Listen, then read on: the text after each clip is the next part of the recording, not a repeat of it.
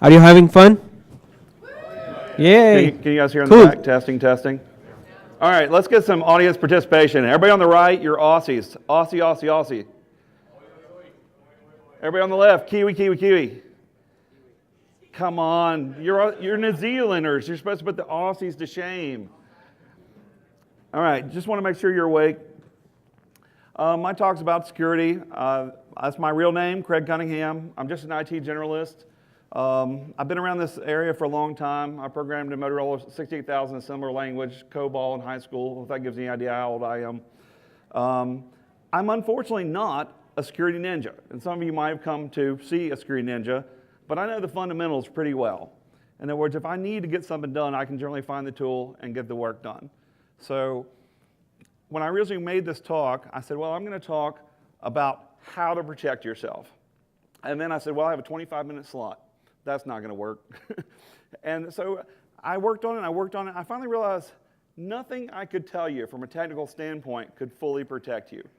But from a legal standpoint, from a moral argument standpoint, maybe we can reframe the argument so we don't have to protect ourselves so much. And that's what my talk is. I hope that I can prove that to you.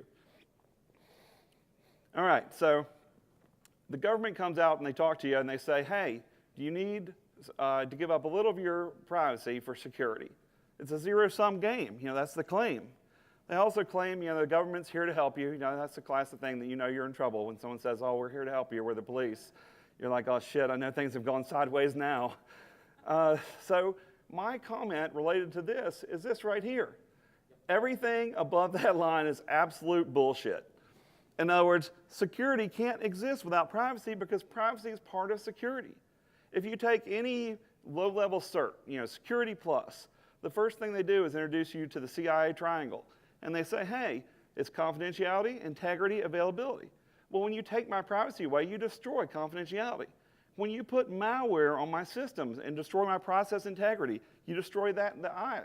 Availability. I'm willing to bet there's a chance that if the fiber splitters in the AT&T room dropped out, they'd tell AT&T, you need to stop this circuit for a while until we can install some new cards because we need to monitor everything. In other words, availability can be impacted by people trying to spy on you. All right, so if you are a wise rabbit, one of the things you do is you turn Bluetooth off. You turn location services off. I saw a guy yesterday in a talk, and he said, I have 7 laptops with me and a Raspberry Pi.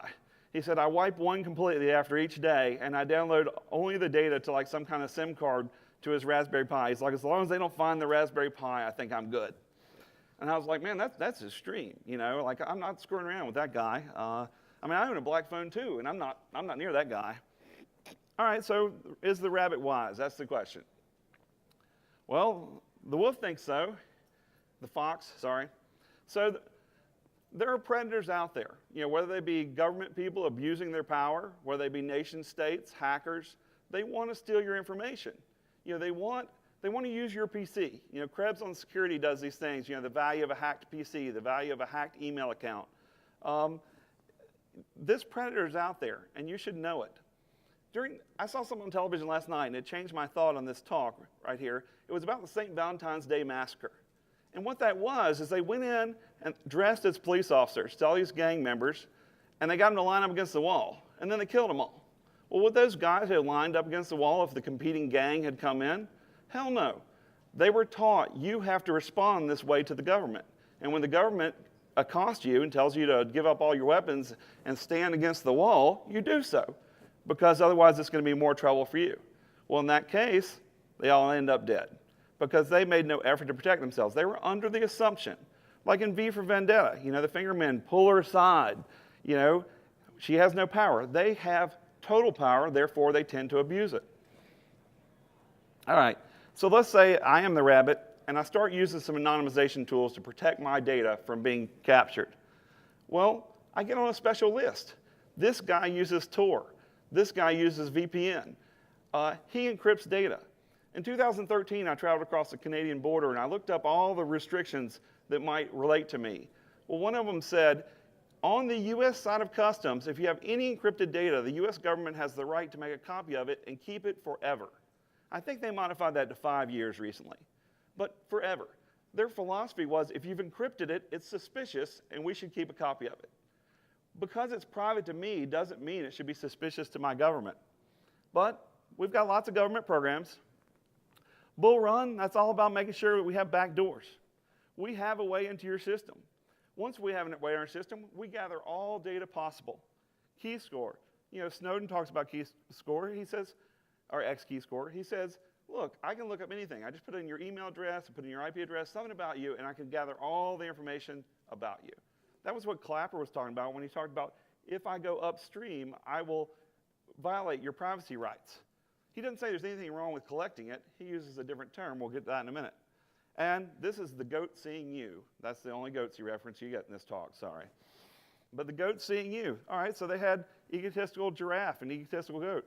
That's basically saying, if you're using Tor, you're not safe. We're going to go after you. And if you're so egotistical to think that that's going to protect your privacy, you're dumb. You've made a mistake. All right, so if that doesn't work, we can install malware that will exist in your system no matter what you do. Stuxnet, firmware virus, Seagate, Western Digital, all these companies have been affected. So this is an irate monk. I'm not really familiar with this term very much, but I do know that I've seen a piece of firmware virus. I don't know what it was. I don't know if it's Flames, Stuxnet, but I was working in an industrial environment. We had a machine that had an odd behavior. We wiped it completely, still had the odd behavior. We set up another machine just like it, put it back in place, no odd behavior. Set that one up in a test lab with test equipment on it, same odd behavior. I said, hey, boss, this is really cool. Like, we've got something very interesting here. I think we have a BIOS virus, let's investigate. He's a pragmatic guy. He said, pull some chips off that board, throw it in the melt barrel, and get back to work. We as normal citizens do not have the resources to compete with this level of attack. So we need our laws and our philosophical debates to protect us from this. So why have I said I'm so distrustful of the government? One of the reasons is right here. The Supreme Court justice had a case where 2 women were abused in their own home. They had called the police had come by, they'd never come into the home, they never knocked on the door and actually gotten a response, and they sued. And the Supreme Court says, the police do not have a responsibility to you, they have a responsibility to society. So the NSA, the CIA, all the 3-letter acronyms are defining security for you. We will defend your general security rights as we define those words. And currently, they're defining them in a lot of secret rooms, behind locked doors. I mentioned, on the way here, how many people did this on the way here? A decent number, Is this the posture of a free citizen? I don't think so. It's the same position for, hey, line up against the wall and getting shot by the St. Valentine's Massacre. You're submitting yourself. You're saying, hey, I'm completely submissive, I have nothing in my pockets, inspect me. If I tell you that I believe that privacy, confidentiality, is part of security, then my security has been lost at this moment, just passing through the airport. But they're doing this to protect me. When they do actual pen tests of these, they evaluate the effectiveness of TSA. It doesn't usually go very well. 47% of Americans hacked in the last 3 years, victims of some kind of breach. We're not doing very well on this. False choices. So I was teaching a class recently. I teach some certification classes. I teach CISP, and I had an NSA guy in my class. And I'm a little bit of a privacy advocate, and he's a little bit of not a privacy advocate.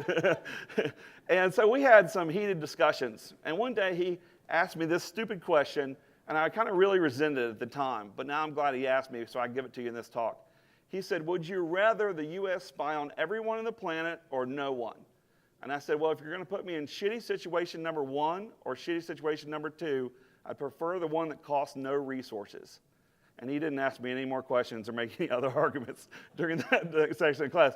In other words, he thought he'd back me in the corner because he has learned to define the conversation before we enter the conversation. Clapper recently was accused of saying some incorrect things in front of Congress, which he did. And he said, well, it was a loaded question. It was like saying, when are you going to quit beating your wife? Well, they do that. The government does that to us all the time. They called encryption a munition so that all the laws relating to encryption would relate to that. They threw Phil Zimmerman in jail because he wouldn't give them the back door. When he wrote PGP, they said, give us the back door. Give us the back door key. And he said, there is none. And they couldn't fathom that. In other words, they're like, no one writes encryption without giving themselves a back door. He's like, no, really, there's no back door. They said, well, you will put out an update, and you will put a back door in the update. And he said, no. And they said, well, we have this really comfy prison cell. Why don't you sit in it for a while and see if you change your mind? This is the U.S. government, what we have done. I believe that privacy is part of security. The UN agrees with me. The metadata argument, it comes up all the time. Oh, we're not listening to your conversations. We might have them, but we're mainly concerned about your metadata. All right, this is a kind of heavy eye test slide, I admit. But even when psychologists are talking about what you need as a human being, they start off with your physical needs. I do like the fact that they include sex, food, water, shelter, and sex. I mean, if they threw alcohol up in there, you know, I'd be great. All right, and then they say your security needs. Needs for control over your own environment, order, a safe place, financial security, all right? People check your bank records. They invalidate your passwords. They invalidate SSL, TLS. Physical safety. They know where I am at all times. That data is loose. AT&T's got it, Verizon's got it. When you go on your phone and it says, you're here, how does it figure that out? Well, Google has a list of every Wi-Fi they've ever picked up. And so if they're picking up 3 Wi-Fis at these faint strengths, they geolocate you off those 3 Wi-Fis. They know exactly where you are, and we're giving that data out. Now, the government claims if you gave that data to a third party, pretty much they have a right to it. You gave it away, so you shouldn't. I'd say, no, I have a relationship with Google. I'm getting some services from them. They are monetizing me in the ways that I understand or vaguely understand. That is at least a relationship. For you to come as a third party and say, we deserve the right to all that data is, again, my second slide, bullshit. All right, so then we get to this third level, friendship, enemies, family. Can you have any of these things without privacy? How many families, spill all their garbage on the front lawn? Okay, a couple of you, I know. I've seen those, a couple of those daytime TV shows. But most of us want intimacy. We want tightness. We want friendship. We want our friends to know more about us than anyone else knows. We want to feel comfortable that if I make an inside joke, my friend gets it and no one else does, because I have shared time with that person. All right, so we move up the chain. Let's say if we haven't recognized that our friendship, intimacy, family is messed up, self-esteem, personal worth, social recognition, accomplishments. Well, the government says, well, we need to know all about that too. Well, wait a second, social recognition, you're a member of B-Sides? Oh, EFF? That's some sketchy organizations, we need to put you on a special list. Most of us don't make it probably to this level for the most part. I admit, if you look up here, it says, once you get to that level, you don't care too much about the opinion of others. Maybe that would make us friendlier to people spying on our privacy. I'm probably somewhere in here, and speaking of that, I need my alcohol from up there. All right, so back in 1700s, 1800s, Bentham here, he designed a prison. People say a panopticon or panoptimism, and they're saying the whole design of this prison is that one guard would stand up here behind like mirrored glass or something. In other words, no one would know when he or she was looking out, and all the prisoners would be here. So every prisoner would have to say, I may not be being watched, but I could be being watched right now.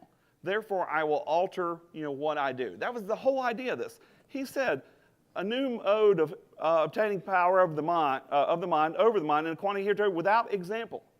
He's claiming this is a better idea to manipulate people's minds than has ever been around before. Well, this was a prison. This was for milling, grinding people down mentally. And we are asked to accept that the NSA will take all our data and watch us at all times. Well, this right here, a short review for a declaration. Most of you probably already knew this if you read Greenwald's book, stuff like this, but you might not know about this. The same guy who designed this prison, when we had the U.S. Declaration of Independence, he wrote a short review mocking it, mocking the view of our style of government, that we could have a democracy, that we could be separate from them, that we thought normal people, had a reasonable say.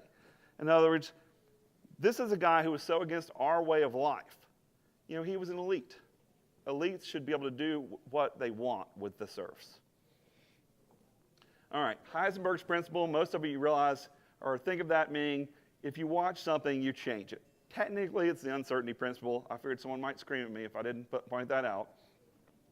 But we say if we look at a system, we change it. Quantum cryptography works this way. If I pass data from Alice to Bob, and anyone intercepts it, Evil Eve even looks at those photons, we can tell. So we can tell if someone looked at something. We are using this principle to guard ourselves with the type of quantum computing that we know we have now. If the NSA's got something fancier, don't tell me because I don't want to be black bagged. All right, Feynman. Feynman said, hey, no, this is not so true. And Feynman was a genius, in my opinion. All right, he said nature doesn't give a damn whether you're looking or not. Well, I assure you there's been many studies that I cannot cover in this 25 minutes that I can assure you that most of us act differently when we're being watched. If we're being recorded, we act a lot differently. All right, cost of securities. All right, some of you see this and they say, all right, I can understand the First Amendment, right to speech, right to associate. In other words, if I'm tracking everyone you associate with, I'm looking at the metadata of what cell phone was in that bar when Greg was in there. What cell phone was in that bar when Craig was in there? Oh, they were in there together once per month. What other cell phones? We think they're nefarious characters. All right, Second Amendment. How's that related? We currently have the right to guns, or at least some people believe so. Well, the Supreme Court has ruled that there can't be a registry of that. In other words, they cannot demand to register those things. Well, if you have all information, you violate the second. What's the Third Amendment? Anyone know? Not very much talked about anymore. It said we can't put a soldier in your house. Well, they weren't so concerned about feeding the soldier. They were concerned about that soldier having some administrative control or violating their privacy at all times. If I want to control my subjects, I put soldiers in all their homes who watch what they do and report in. Well, what the hell's malware on my router? It's a soldier in my home. Who's paying the electricity to run him? I am. Who's paying the air conditioning to cool that? I am. They're putting someone watching me in my home. If we're going to fight for privacy, we can't only fight on the Fourth Amendment that says we should be secure in our papers and our homes and ourselves. We have to use every amendment we have because they're going to use every secret ruling they have. The Ninth Amendment. The Ninth Amendment says there are inalienable rights that are not defined in the Constitution. In other words, we are not wise enough men, at that time they were all men, to put in everything we should enumerate that is an inalienable right. There are certain things that we just can't list here, but that does not mean that they should not be protected. So I would say privacy might insert very well right there in the Ninth Amendment. We should be assured some level of privacy. All right, 14th Amendment, due process. There are lots of cases right now that are coming up in courts. Rand Paul was talking about one recently. The DA was getting all these tips, and they were busting people off these tips. But when it went to court, they would make up some other story about where they got the news. So the defense lawyer now has a false story which to glom onto and make his defense or her defense. And so they're living off a fallacy. So when that person goes to prison, are we surprised? They didn't have all the information about the court. Due process is being just thrown out. All right, the 21st, one of my favorite, we can drink booze. When they shut down, when Prohibition came about, Einstein said, it's such a shame that we're shutting down all the speaking houses. Why? Because booze was important. Everyone sat around, they drank booze, and they chatted. They did their political debates there. That's where they talked.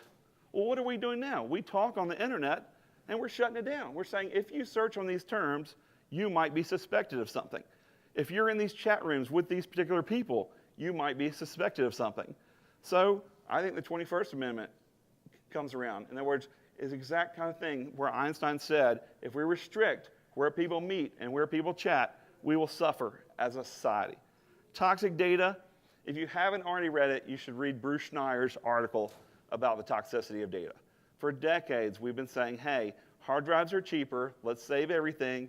We'll use data mining to figure out cool, high relational, rare events that will teach us stuff.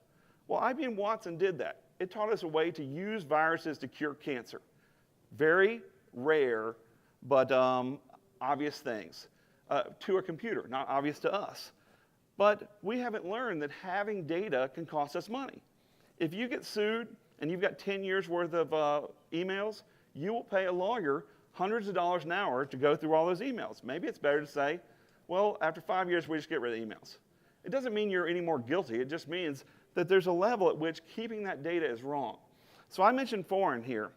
Let's say a new dictator comes about in whatever country, and that dictator is trying to cozy up to the United States is trying to cozy up to them, get oil rights or uranium rights or whatever, and they say, hey, there's some people we don't like in our country, and we know you have data about them.